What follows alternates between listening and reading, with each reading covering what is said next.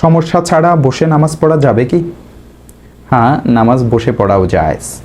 ফরজ এবং বিতরের নামাজ ছাড়া যে কোনো নামাজ ওজোর ছাড়াও বসে পড়া জায়েজ। তবে ওজোর ছাড়া বসে নামাজ আদায় করলে দাঁড়িয়ে আদায়কৃত নামাজের অর্ধেক সওয়াব পাওয়া যাবে। ইমরান ইবনে হুসাইন রাদিয়াল্লাহু তাআলা আনহু থেকে বর্ণিত, তিনি ছিলেন অশ্বরোগী। তিনি বললেন, আমি রাসূলুল্লাহ সাল্লাল্লাহু আলাইহি ওয়াসাল্লামকে বসে নামাজ আদায় করা সম্পর্কে জিজ্ঞাসা করলাম।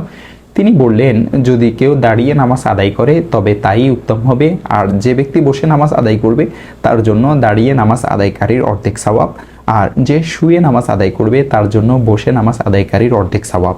দেখতে পারেন আল জামিউস সহিহ ইমাম বুখারীর অর্থাৎ সহিহুল বুখারী হাদিস নং 1049, আন্তর্জাতিক হাদিস নং 1115।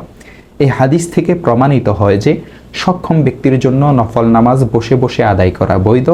এটাই হানাফি মাযহাবের মত। ফাতাওয়ায়ে শামী 2 নং খণ্ড 36 নং পৃষ্ঠা।